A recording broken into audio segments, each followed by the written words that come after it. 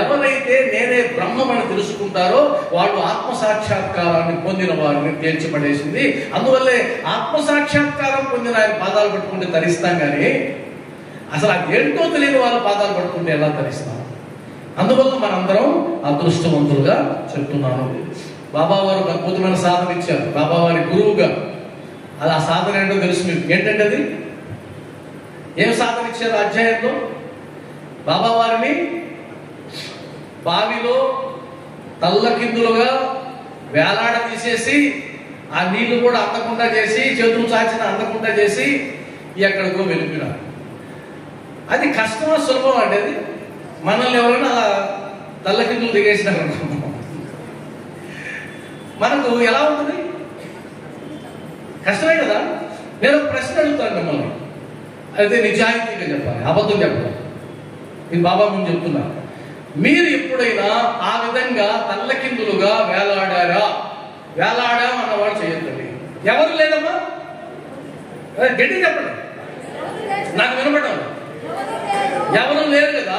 కానీ మనందరం అమ్మ గర్భంలో 9 నెలలు వేలాడాము తల్లకిందులుగా, కాదా? మనకన్నా ఎక్స్పీరియన్స్ ఉంటుంది. ఆయన కేవలం 5 గంటలు వేలాడాడు, 4-5 గంటలు ఎచ్చటకో పోయేది అన్నాడు, మళ్ళా వచ్చాడు. మనం 9 నెలలు, ఆయన కూడా 9 నెలలు. ఆయన అయోనిచుడు కాబట్టి ఆయనకి తెలియదు పాపం. బాబా వారు తొలిసారిగా చేసాడో మనకు తెలియదు. మనం 9 నెలలు అమ్మ గర్భంలో ఉండి ఆ మలమూత్రాలతో తడిసి దేవుణ్ణి ప్రార్థన చేసుకుని, నాయన భరించలేకపోతున్నాను ఇది, నువ్వు త్వరగా నన్ను బయటకు నెట్టేస్తే ఈ పాపం మళ్ళా చేయకుండా మరలా పునరపి జననం లేకుండా నేను జాగ్రత్త తీసుకుంటానని చెప్పి వచ్చిన తర్వాత మోసం చేస్తాం. అది వేరే సంగతి, అందరూ తెలిసిన విషయమే. కాబట్టి మనకి ఎక్స్పీరియన్స్ ఉందండి. అయితే ఆ తర్వాత ఏం రాస్తారో తెలుసా? మళ్ళా గురువు గారు వచ్చిన తర్వాత దీనికి చాలా వివరణ ఉంది. నేను ఆ వివరణలోకి పోవడం, నాకు 15 నిమిషాలు వివరణలోకి పోవడం లేదు. ఆ వివరణ ఏంటంటే నాకు అర్థమైంది, అదొక సాధన అయి ఉండొచ్చు, యోగ సాధనలో అదొక సాధన అయి ఉండొచ్చు. నాకు బాగా కనెక్ట్ అయ్యింది, నాకు ఆనందం వేసినటువంటి ఒక ఉపమానం నాకు నచ్చింది ఏంటంటే, ఇందాక నేను చెప్పినట్టు తల్లకిందులుగా వేలాడదీసిన తర్వాత గురువు గారు పైకి లాగిన తర్వాత ఒక చర్య చేస్తారు. ఆ చర్య వీపు మీద తడత రాసింది కదా. తట్టిన తర్వాత నాకేమనిపించిందంటే, అది శక్తిపాతాన్ని కూడా చెప్పుకోవచ్చు, కానీ బిడ్డ జన్మించిన వెంటనే ఆ పక్కన ఉన్న నర్సు ఏం చేస్తుంది? తడుతుంది కదా. అంటే నువ్వు గురువుని కన్నా ఆశ్రయించి గురువుకు శరణాగతి అయితే పునర్జన్మ చెందిన వాడు అవుతావురా అని బాబా వారు సందేశం ఇచ్చారని నాకు అర్థమైంది. నా మట్టి కొరకు అది ఎంతవరకు కరెక్టో నాకు తెలియదు, కానీ అది ఎప్పుడైతే అనుకున్నానో ఎక్కడ లేని బాధ, ఆనందం నాకు వచ్చేసింది. ఓహో, గురువు పాదాలు పట్టుకుంటే పునర్జన్మ ఎత్తినట్టు, గురువుకు శరణాగతి అయితే పునర్జన్మ ఎత్తినట్టు. నాకు ఒక గురువు బాబాకి సంబంధించి సాయిదాస్ గురువు గారు ఉన్నారు. నేను ఆయన్ని బాగా, బాబా వారు ఉన్నారు, బాగా ఆచి తూచి ఎంచుకున్న తర్వాత కట్టుబడు. నేను ఆయనకు చాలా పరీక్షలు నాకు తెలిసి ఆయన తెలియదు, నేను పెట్టాను. ఆయన దాదాపుగా ఏవైతే ఆధ్యాత్మిక సాధనలో జయించాలో అవన్నీ జయించిన వాడు కాబట్టి ఆయన మనస్ఫూర్తిగా గురువు గారు అని పిలుస్తారు. ఆయన పెట్టేటువంటి, ఆయన చెప్పేటువంటి ఒక్కొక్క నన్ను విమర్శిస్తారు భయంకరంగా. విమర్శించకపోతే నాకు బాగుండదు. నేను ముందుగా చెప్పుకొని వచ్చాను, అయ్యా 18-19 అధ్యాయం ఇచ్చావు, 32 అధ్యాయం ఇచ్చావు, దాని మీద రాసుకొని నాకు చెప్పంటే ఈరోజు తావు కూడా తెచ్చుకున్నాడు, అట్టబడి తెచ్చుకున్నాడు. అంటే అర్థం ఏంటంటే, గురువు నిన్ను సంస్కరిస్తాడు. సంస్కరించేది గురుత్వం కానీ నిన్ను పొగిడేది గురుత్వం కాదు. 24 పొగడాల్సిన పనే ఉంది, సంస్కరించాలి. ఎక్కడెక్కడ తప్పులు దొరుకుతున్నాయో చెప్పాలి. కాబట్టి పునర్జన్మ ఎత్తడానికి ఆ సంస్కరణే ప్రధానమైనటువంటి లక్షణం కాబట్టి అలా చేశాడు. అందువల్ల మరొక మాట ఉంది. ఆయన అడుగుతాడు, ఎలా ఉంది అబ్బాయి అన్నాడు. ఆయన ఏమన్నాడు? మళ్ళీ పని చేసినావా అని. లేదు, రావడమే ఈ సాధనించి నువ్వు తలకిందులు కట్టేసి ఎక్కడ ఉందో అంటావా, ప్రమాణం ఈ సందర్భంలో మళ్ళీ అంటాడు. ఆయన ఏమన్నాడు? పరమానందంలో మునిగిపోతున్నాను. అసలు ఈ ఆనందాన్ని నాలాంటి మూర్ఖుడు ఎలా వర్ణించగలడు గురువు గారు అంటే, ఇది ఎక్కడికి తీసుకెళ్తుందో తెలుసా? దుఃఖేష్వనుద్విగ్నమన సుఖేషు విగత స్పృహ, దుఃఖేష్వనుద్విగ్నమన సుఖేషు విగత స్పృహ వీతరాగ భయక్రోధ స్థితధీర్మునిరుచ్యతే.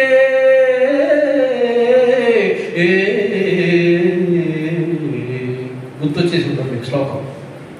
అంటే సుఖ దుఃఖాలకి అతీతంగా ఉండగలిగిన వాడు, రాగము భయము క్రోధాన్ని జయించగలిగిన వాడు, వాడు స్థితప్రజ్ఞుడు.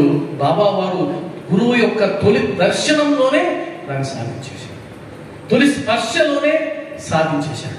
అది గురువు గారి యొక్క గొప్పతనం. వాస్తవానికి ఆ గురువు అనే పాత్ర ఉందో లేదో నాకు తెలియదు, కానీ ఈ గురువే మనకు ఆయన నిమిత్తంగా చేస్తున్నాడని చెప్పి నేను అనుకుంటూ ఉన్నా.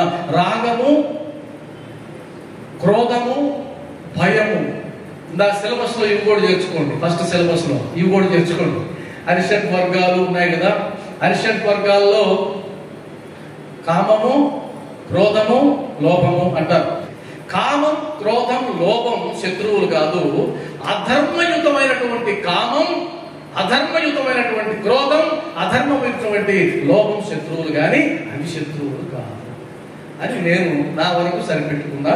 మీరు కూడా వీలుంటే కదా అది ఆలోచించండి, ఆలోచించమని చెప్తున్నా. దాన్ని మీరు అలా చెప్పమని కాదు. బాబా వారు ఇప్పుడు చూడండి, ఇప్పుడు పిల్లల్ని చేర్చడానికి మీ దగ్గరికి వస్తారు, మా స్కూల్లో చేర్చండి వస్తారు కదా. అప్పుడు ఏం చెప్తారు వాళ్ళు? ఏమండి మీ బిడ్డని కన్నా మా స్కూల్లో చేరిస్తే ఈ సదుపాయాలు ఉన్నాయి, మీ బిడ్డను తీర్చిదిద్దుతారు, ఏసీ రూములు ఉన్నాయి, ఆట వస్తువులు ఉన్నాయి, గ్రౌండ్ ఉంది, అది ఇది చెప్తారు.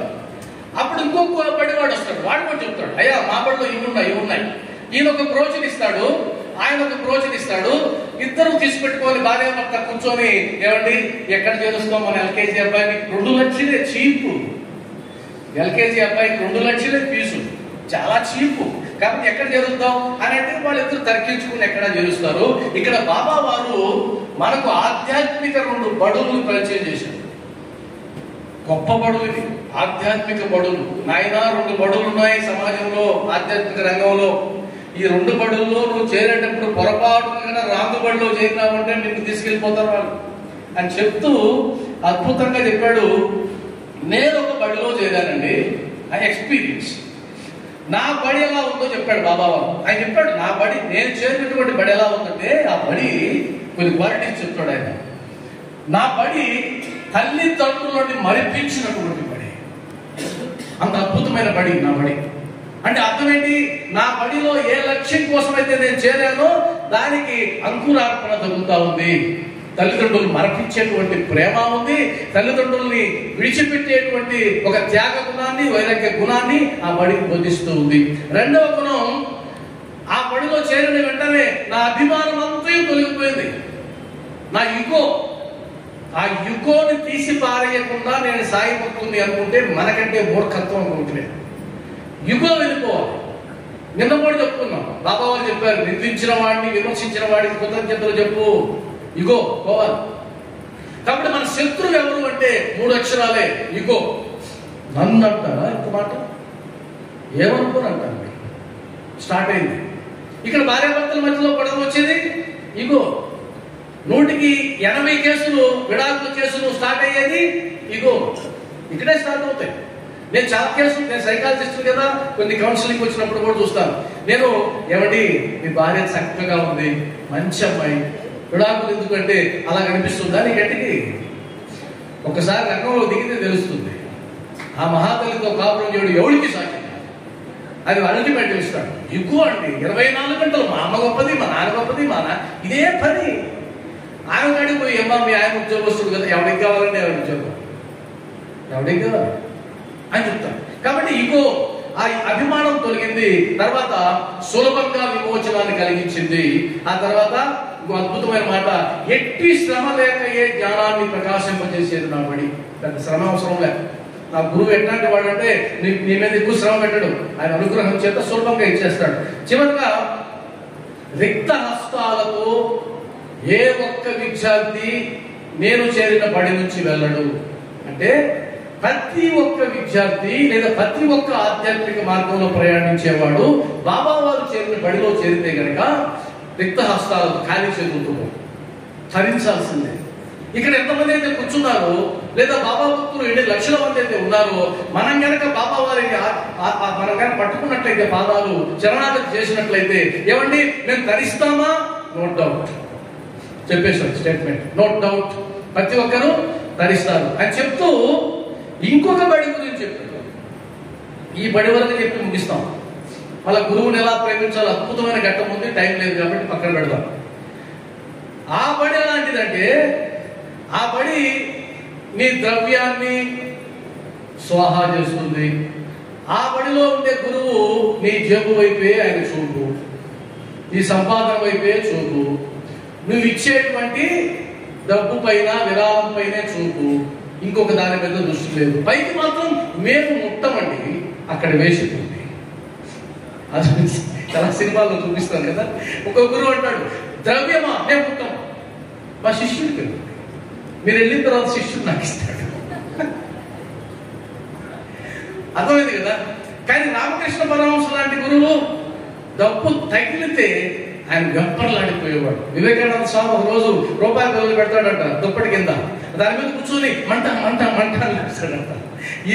ఈ బడిలో గురువు అయితే ఎంత పెట్టాడో చూడరా అంటాడు. గురువుగారు 1000 రూపాయలు పెట్టిన సొంత 1000 పెట్టేది, వాడికి 10,000 చెప్పు అని అంటాడు. ఇంకొకటి ఏంటంటే, ఈనాటి గురువులకు ఒక పెద్ద గొప్ప అవకాశం కర్మసిద్ధాంతం. గొప్ప అవకాశం. ఎవరైనా వచ్చారు భక్తుడు, ఆయన గురుగారు నాకు ఇది చెయ్యండి అని అంటే, జరిగిపోద్ది పో అంటాడు. జరగలేదు, నీ కర్మరా. జరిగిందనుకో, గురుగారు మీరు గొప్ప వాళ్ళండి. కర్మ సిద్ధాంతాన్ని అడ్డు పెట్టుకుని దోచుకునేటువంటి దొంగలు తయారయ్యారు బాబా మార్గంలో. ఒక ఆయన ఉన్నాడు, ఆయన ఒక టౌన్ హాల్లో మీటింగ్ పెట్టి, నేనున్నాను వింటున్నాను, మీరు బాబాతో నేరుగా చెబితే విన్నాడు, దానికి రుణానుబంధం ఉండాలి. నాకో టన్నుల కొద్ది రుణానుబంధం ఉంది. మీరేం చేయాలంటే నాకు చెప్పండి. ఆయన 9 గంటలకు ఫోన్ చేస్తాడు నాకు, ఎవరు, అప్పుడు నేను మీకు చెప్తాను, మీ గురించి చెప్తాను. అప్పుడు మీరు నమ్మినారో లేదో, ఆయన దగ్గరకు వచ్చి పాదాల మీద పడిపోయి కాగితాలు ఇచ్చేసి, ఈరోజు నా గురించి చెప్తాను అని నేను చెప్తాను. ఒకసారి ఆయన ఇంటికి నేను వెళ్ళాను. వెళ్తే నన్ను తీసుకొని వెళ్ళాడు. డోర్ తీసుకున్నాడు, లోపల పోయాడు. ఏమయ్యా చూసావా బాబా అని అన్నాడు. ఎక్కడున్నాడండి? పిచ్చోడా, డోర్ తీసింది ఎవరు? ఆయన నెట్టుకొని వచ్చాడు, నేను చూశాను. బాబా తీశాడయ్యా, అది నా స్థాయి. ఏమనుకుంటున్నావు? నా స్థాయి బాబా తీశాడు. నేను అనుకున్నా పిచ్చి బాగా పరాకాష్ఠకు వెళ్ళింది అని. ఆ తర్వాత ఏం చేశాడంటే, భక్తులకు ఒక స్కీమ్ పెట్టాడు. సాయి నామం రాయాలి, ఒక పుస్తకం ఇస్తాము, ఆ పుస్తకాన్ని నిండా శ్రీ సాయి సాయి సాయి అని నింపేసి నాకు ఇస్తే, నువ్వు పుస్తకం తీసుకునేటప్పుడు 1000 రూపాయలు కట్టాలి, మళ్ళీ రాసేసి ఇస్తే 2000 ఇస్తాను అని పెద్ద వ్యాపారం పెట్టాడు. అందరూ కుప్పలుగా, ఒకడు 20,000 రూపాయలు వడ్డీ తీసుకురావడం, 20 పుస్తకాలు తీసుకోవడం, 10 మందిని పెట్టి రాయించేయడం, సాయంత్రానికి ఎత్తుకెళ్ళడం. ఎంత వచ్చింది? 40,000 తీసుకోవడం. అలా సంపాదించారు. ఆశగా ఉంటుందా, మళ్ళా ఇవ్వడం. ఆ విధంగా 1 నెల రోజుల్లో ఈయన కోటీశ్వరుడు అయిపోయినాడు. ఇది జరుగుతూనే ఉంది స్కీము. ఎవరైనా పోయి అడిగితే, ఏమంటే ఎలా ఇస్తారు డబ్బు అంటే, పిచ్చివాడా, గురువులు ఎప్పుడు ఇలానే మాట్లాడతారు, వాళ్ళకి మనం పిచ్చోడులా కనిపిస్తుంది. వాస్తవానికి పిచ్చోడు ఆయన అని చెప్పడం. పిచ్చివాడా, ఈ బుక్కులన్నింటినీ చివరిలో జరిగేటువంటి కుబేర హోమంలో వేస్తాను, అది అగ్నికి ఆహుతైన తర్వాత ఆ అభిస్సును తీసుకుని డబ్బు కురిపిస్తారు అని పబ్లిక్ మీటింగ్ లో చెప్తే గొర్రెలు నమ్మి లక్షల రూపాయలు దారమోసాడు. చివరికి బయటపడ్డాడు, జైలుకి వెళ్ళాడు. ఆ తర్వాత జరిగింది కదా. కాబట్టి బాబా వారు చెప్పలేదా నాకు? 32వ అధ్యాయం ఇప్పుడు చెప్పిందా? ఇది 32వ అధ్యాయాన్ని హేమంత్ పంత్ గారు రచించి ఎన్ని సంవత్సరాలు అయింది? ఇది జరిగింది నిన్న కాక మొన్న. మనం పారాయణ చేయడం లేదా? చేస్తూనే ఉన్నాం, పారాయణ చేస్తూనే ఉన్నాం. అందులో ఉండే జ్ఞానం అందుకున్నాం అనుకుంటూ ఉన్నాం. ప్రాక్టికల్ గా వచ్చేసరికి ఓడిపోతూ ఉన్నాం.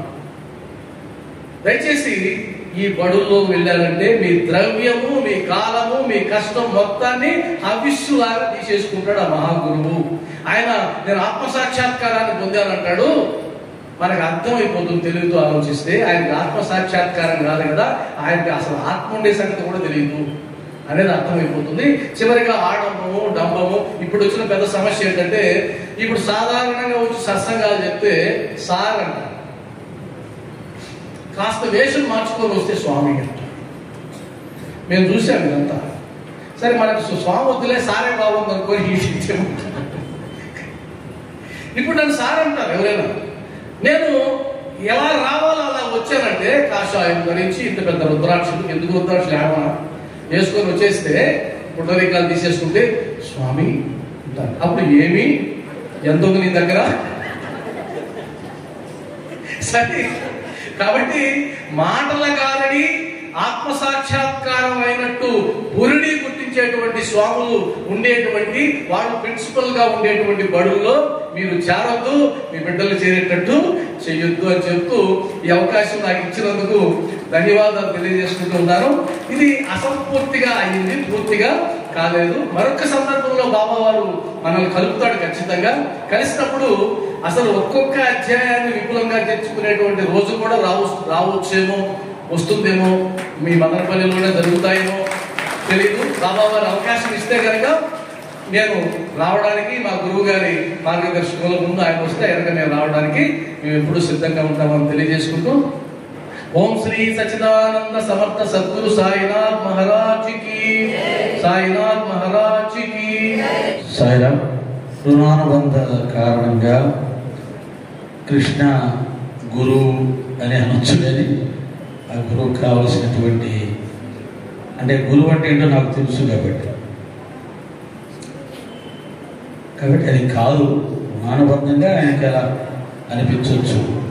కానీ నాకు అదృష్టం ఏంటంటే, కృష్ణని ప్రవేశపెట్టి సత్సంగాల్లో నువ్వు కాస్త రెస్ట్ తీసుకోవాలని చెప్పినట్టుగా నేను భావిస్తాను. నెక్స్ట్ సత్సంగాలు ఏర్పాటు చేసినప్పుడు ఈ సాయి సేవా సమితి వారు కృష్ణను ఒక్కరిని మాత్రమే పిలిచి వారం రోజుల కార్యక్రమం ఏర్పాటు చేయాలని నా కోరిక. ఎందుకంటే బాగా తల్లి చేయి పట్టుకొని నడిచినట్టుగా ప్రతి కార్యక్రమానికి గురుగారు మీరు ఉండాలి, మీరు లేకపోతే నేను వెళ్ళను అని చెప్పేసి అలా అలవాటు పడిపోయాడు. కాబట్టి వారం రోజుల కార్యక్రమాన్ని నిర్విఘ్నంగా ఒక్కడే నిర్వర్తించగల సామర్థ్యం బాబా గారు ఇచ్చారు. కాబట్టి నేను దీనికంటే మరొకటి ఏదో ఉంది, దాంట్లోకి ప్రవేశించాలని ఎప్పటి నుంచో మనసు కోరుతుంది. అయితే ఈ స్థానాన్ని ఫుల్ఫిల్ చేయడం, నడిపించగలిగినటువంటి సామర్థ్యం, సాయి తత్వాన్ని జనరంజకంగా, సత్యాన్ని సత్యంగా తెలియచెప్పే వాళ్ళ కోసం వెతుకుతూ ఉంది నా మనసు. అందులో అన్ని విధాలా సమర్థుడిగా బాబా గారు కృష్ణనిచ్చాడు. కాబట్టి నా యొక్క గమనం, గమ్యం ఇంకొకటి ఏదో ఉంది కదా, అక్కడికి వెళ్ళే ప్రయత్నం చేస్తాను. అందరూ సహకరిస్తే కృష్ణని అలా ఇండివిజువల్గా ముందుకు నెట్టే ప్రయత్నం చెయ్యాలని ఒక సంకల్పం బాబా గారు ఇచ్చారు. ఉంచుకుంటాం. జయ జయ సాయి, ఓం సాయి శ్రీ సాయి, జయ జయ సాయి, ఓం సాయి శ్రీ సాయి, జయ జయ సాయి, ఓం సాయి శ్రీ సాయి, జయ జయ సాయి. బోలో సాయినాథ్ మహారాజ్ की जय।